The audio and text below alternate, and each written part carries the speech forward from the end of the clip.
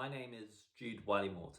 I'm a freelance writer and journalist, and I'm here today to read my short story, Westlessness, which was published for the first time in the Moth magazine. This is the first time that I've ever read any of my short stories aloud to an audience, whether online or in person, so it's really exciting, and I'd like to thank the Moth magazine for giving young writers like me these opportunities. So without further ado, I guess I'll get started. This is my short story, Westlessness. These are thoughts archived in the Notes app of my iPhone. 11th of December 2019 at 11:28. The asteroid which wiped out the dinosaurs appeared first in the sky as a new bright shining star. Heidegger told me Hemingway has been cancelled. Apparently his behaviour toward women is unacceptable and irrefutable. Apparently it is documented in stories as Hills Like White Elephants or Up in Michigan. I said, I don't think you should consider fiction documentary. Heidegger shrugged. He said only a woman should be able to write a story like Up in Michigan. Hemingway was once the new bright shining star of literature. Hemingway admired bullfighting. He thought the bull cut a tragic figure in the ring, appearing strong and proud first, the bull is humbled by harpoons, swords, horses, clowns, whatever else. But I'm not sure a bull can be a tragic figure, and I like Hemingway. Is the decline of America tragic? Heidegger says no, it's comic. I say yes, for the lost potential. Despite our disagreements, I guess it's neither. There's a certain arrogance in the myth of the nation that forbids it ever having the self-awareness of a tragic hero. China scares me. When I put to Heidegger how I feared Chinese imperialism, he told me it was better than American imperialism. Think of Afghanistan, Vietnam, the bomb dropped on Hiroshima. I proposed Tibet, Taiwan, Hong Kong. China is a new bright shining star. Just some thoughts. I can't help wondering why I ever became a writer. You know, I tend to think less that I became a writer than writing became me, like it's an anchor to which I fix my personality, in which I find some sort of meaning. Once I used to write for fun, then in 2018 a story I submitted to this literary journal found itself published. Soon I was coveted by agents and publishing houses. After latching myself to an agent, I drew up a pitch for this half-formed novel and found myself with a book deal from a publisher I had only once dreamed of being aligned with. They have heralded me a new bright shining star. Things have cooled down since then. For the last weeks, I've been holed up in a flat in Islington with Heidegger, my boyfriend, who has started tearing off his fingernails as he listens to me complain about my manuscript. Occasionally, he'll lay off the self-harm to ask whether he might read my work. Then I have to go through this pantomime pretending that the worst person to comment on your manuscript is the one you're sleeping with.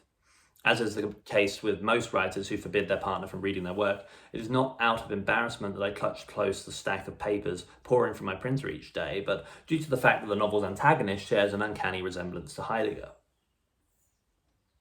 One of the biggest sins in the stories which I write are my attempts to imbue them with a theological dimension. My life has been irreligious this far. Apart from a routine meeting at Christmas, taken simply to make my grandparents happy, I'm a stranger to my priest. But every time I take on a new project, I reach this impasse where I realise the work is completely secular. People aren't moved by secularism, it fails to rouse them. A story that doesn't acknowledge God sets itself apart from every text in the Western tradition. Therefore, I take a Bible. My go-tos are Genesis, Leviticus, Deuteronomy, Joshua, Judges, Matthew, then Kings, Epistle of Jude, and Revelations. I scramble among these myths like a Chinese organ harvester, trying to extract anything of significance before transplanting it into my work. When I've managed that feat, I leave the thing alone. On my first reread, the piece beats with a new heart. Then a few days later, I'll check again. Due to some incompatibility, the story dies. The original body rejects the transplant. I think it's because it reads unauthentic. Or it could be that nobody cares about God anymore. Maybe it's that as a culture, we have moved toward the secular. Heidegger describes himself as spiritual rather than religious. Instead of Psalms, he quotes Confucius at me, then acts all mopey when I don't embrace his newfound prophets. Perhaps it's time I should abandon the Western tradition if it's now meaningless. God knows my Instagram algorithm sends me more quotes from Dostoevsky than from Jesus. When our relationship first began, it was like a new bright shining star. Like so many stars, it was born under pressure, and like so many relationships, out of an affair. I was the faceless account in his DMs, the reason his partner could no longer be trusted alone with his iPhone. I was the full medical exam on a Friday morning, the 2 speed awareness courses, the weekend away in Zurich for an interview with a disgraced venture capitalist. All of that was me. Again, like so many affairs or stars, we were discovered. Then we found ourselves at a juncture where together we were forced to choose whether to burn out or burn bright. Emboldened by each other's arrogance, we arrived together at the dinners of friends who had once foretold our decline, hanging on each other's arms, coordinating our outfits, acting like we knew each other more intimately than was possible. Our partnership was exceptional, we told ourselves, because it depended on constant assault by external forces which only served to strengthen the bond. We did not foresee that as the world became comfortable with our partnership, when we became largely unthreatened, we would find the internal structure of our relationship flawed. Still, I've not worked out exactly what this flaw is. I simply take comfort in the fact that our disintegration provides good material for the novel. Heidegger is not his real name. I call my boyfriend Heidegger because I can't understand a word he says. He's too intelligent. Incidentally, he calls me Heidegger too. He calls me Heidegger because he says I've been thrown into existence. Now I'm falling. I said to him, aren't you too? Aren't we all? Isn't that the book, like the point of it? I was referring to Being and Time, which I haven't read. My words walked a tightrope which suggested an understanding of the book whilst preparing my defence against the correct accusation that I know nothing about it. My boyfriend enjoys embarrassing me. It's not that he likes to be right or that he likes to watch me squirm especially, but he's a champion of truth. He's a journalist, a real investigative reporter for a centre-left newspaper. I suspect he doesn't respect my work because it can't be held accountable for its untruths. That I can feature opinions that are not mine, protected by the veil of fiction, is to Heidegger abhorrent. Veil is an anagram of evil, he has said. Heidegger believes his work fights evil. Brackets, on a side note, the philosopher Heidegger was a card-carrying member of the Nazi Party. My Heidegger wrote a dissertation on the philosopher, which was docked the grade it was owed due to its reluctance to engage with this fact. When Heidegger challenged his grade, his lecturer said, Nazism is unavoidable, or something. Still, Heidegger did not address it. Heidegger drinks V60 coffee, which looks alchemical. He travels east for this anarchist coffee shop sometimes, taking the district, then the overground, where the shop is an island around which everybody drinks standing. You're not allowed to sit down because excessive sitting is a symptom of the neoliberal system, which the shop rejects. Incidentally, the shop's staff work 8 hours at a time without a wage, paid only in the pride of their efforts' contribution to the cause. I've not met the owner, but I hear he wears Hugo Boss. What is an oxymoron? Anti-capitalist business. Heidegger ignored me first when I said about Being and Time because he knew I hadn't read it. So I repeated, that's it though, isn't it? We're all falling. That's what Heidegger says. First he took a sip of his coffee. Then he looked over his shoulder. Yeah, well, some people know how to fall. When I lived in Cornwall, I'd look up at the stars every night. Some shone through the clouds, they were that bright, but I never bothered to learn the names. I knew the ones which looked like a pan on the hob and Cassiopeia. Cassiopeia I knew because it was a constellation I endeavoured to name. We were on a jetty in a biting night wind. A chain beat a tune on a mast. My hair got all caught in my mouth as I tried to spit out the question, those 5 stars, what are they? The question was asked of an old partner's father. He was a fisherman, a proper singing fisherman. On his lip was a grey waxed moustache, and he knew things intuitively. Through his hands, he was reeling a line, focusing on the line, but not the sky. Then he looked up without a beat to identify Cassiopeia. Cassiopeia shines dim in London. It's a faint star system, so to see it properly, you need a clear sky without light pollution. A few weeks ago, Heidegger took me to the country to visit his sister. We were walking from a restaurant to our car on a clear, cold night, and I craned my head up to look for that lonely constellation, when I noticed a bright star glowing outside it. It hung alone to the right of Cassiopeia, burning faintly orange, unfamiliar. I asked Heidegger whether he'd ever noticed that star. Sure, maybe, I don't know, he responded. I was holding tight to his arm. Previously, I have taken comfort in my ignorance about the solar system. I always thought that if a meteor appeared in the sky like it must have for the dinosaurs, I'd never know, not until it killed me. That is, of course, unless it appeared around Cassiopeia. Again, I looked at the new bright shining star. Heidegger told me to stop shaking. It's cold, I replied. I'm cold. Jesus said that the wise man built his house upon the rocks and that the idiot built his house upon quicksand. I'm working here on drawing a parallel between the Bible and my novel. My novel traces the dissolution of a relationship between a protagonist who resembles myself and a boyfriend who resembles Heidegger. My previous short story, the one which attracted attention, traced the disintegration of a relationship between a protagonist who resembled myself and a boyfriend who resembled the son of a Cornish fisherman. By the time I wrote that one, our relationship was long dead, so I could regard it like a mosquito caught in amber. It had a solid foundation. The novel has me tripping over myself because every time I go to write a chapter about this character who resembles Heidegger, I find myself reminded of Heidegger's sweetness, and the piece is incoherent, full of contradictory views. Other times I try to write a more tender segment about the couple which may entice the reader into caring about the certainly doomed relationship. It tends to be on these days that Heidegger makes me hate him. Thus far, I've written 104 first pages. One remedy could be to dump Heidegger. My novel requires a grand, destructive finale. Maybe I should have an affair. If our relationship were to end in real life, then I would have my ending. I could have my novel wrapped in a neat purple bow. Just the other day I bought a telescope. It's a little shitty one. It looks like a Pringles tube painted black, but it's all I could afford. However, it's still capable on a good day of penetrating the West London light pollution so that I can observe the stars. I set it up below the skylight in Heidegger's study last Wednesday, then fixed its gaze on Cassiopeia before edging it to the right to find that new, bright, shining star which I had spotted in the country. It was 2 a.m. then. Heidegger entered with a cup of tea, drawing dust clouds in the air with steam. "Aren't you supposed to be writing?" he asked. My heart was beating in my ears. Through the telescope I observed the little black object with light pouring off it, the shape unfixed so that it seemed to be travelling through the cosmos. "What do you make of this?" I responded. Lifting my head from the eyepiece, I turned to see Heidegger fingering a stack of papers piled on my desktop. "When's your deadline? It's near, isn't it? You should be working." He placed his mug down on the paper so it painted a damp ring like an eclipse. "Heidegger, baby," I replied. "I'm scared. I think I've discovered a meteorite, like the one that killed the dinosaurs. I think it's hurtling towards us." A hand lifted to Heidegger's mouth, stifling a laugh. "You don't know shit about stars." "Just take a look," I responded. Craning down to the telescope, he looked for a minute. Without lifting his eye from the lens, he said, "You know, you're too young to be messing around your publishers like this.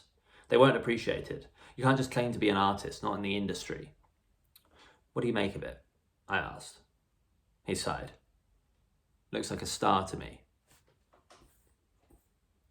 Last year, China was forced to cull 1 million pigs due to an outbreak of swine flu in its slaughterhouse population. When he discovered the fact, Heidegger wept. Heidegger is a vegan. At the start of our relationship, he said my being vegan was something non-negotiable. During our relationship, he has equated cow farming to mass rape. He said he could not date a rapist, and so I became vegan.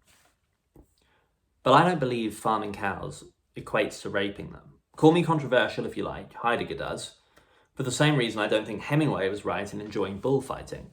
A bull cannot be a tragic figure, not like a human can be a tragic figure, because they lack the understanding of their downfall, therefore depriving us of that anagnorisis as well as the catharsis when the curtain falls. I don't think a cow equates the molestation of their genitals with some sort of trespass on their dignity. They might not like it, but it's not so profound, surely. When I lived in Cornwall, I watched on 2 occasions a bull service a heifer. Cows engage in a form of oral sex, I discovered, as well as water sports. Drinking the heifer's piss allows a bull to test his mate's pheromone levels. He can feed her urine into a little cavity in his mouth, a sexual litmus test. Then he mounts her, which is the real spectacle. If anything is degrading, it's that. I hardly get work done anymore. Whenever I sit down to write, I don't have time to fret about plot or dialogue or characterization, because within 5 minutes of reaching my desk, I'm fiddling with my telescope trying to find the star. When I can't, I open my laptop and search on Google, new stars or new meteorites. Of course, there are new stars and new asteroids, but none just outside Cassiopeia. I worry the experts are missing something. "You know," Heidegger said, "you've really got to pull your finger out. Enough of this star shit, just get the book done. Give the publishers what they want and go on your way. Do you not want a career?" We were at the anarchist coffee shop. I had a cramp in my lower back and in my thighs because it was a busy weekend in the Christmas season and there was no space on either of the tubes which brought us east. "What's the point?" I said. "With the meteor, like, seriously, is there any point?" Heidegger thought a second. I watched his eye flick over my shoulder. When I turned my head, I saw the attractive manager in his Hugo Boss suit. Finally, Heidegger suggested contemplative satisfaction. It doesn't matter, I said. I've got time. My head's not in the guillotine yet. I'm sure it's not. You know what the Times said about me when they interviewed me? They predicted a meteoric rise. That's what they said. He chuckled. A new couple of anarchists entered the shop, so the top of the door knocked a little silver bell hanging from a length of copper. Heidegger wouldn't look at me. Yeah? Well, meteors burn up. We were in Chiswick Gardens, drinking mulled wine while the light died overhead. Planes passed over like satellites, humming, disrupting our conversation, which probed the idea of breaking up. I wanted the final word to be explosive. In my pocket, my iPhone was on, its voice recorder app running so I could know exactly how my character would respond in the final instant.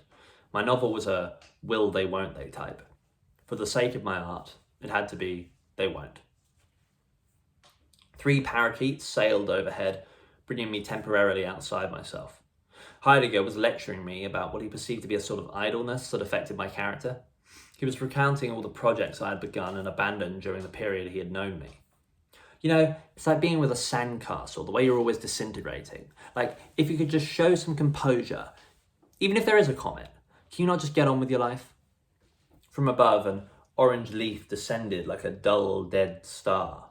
It floated down to my feet. Bending over, I picked up the thing and let it break apart in my hands. Then I repositioned myself so that my phone might still accurately detect our dialogue. What do you want to do then? I said. Heidegger stayed quiet. He took a sip of his wine. Suddenly I noticed a change overcome him.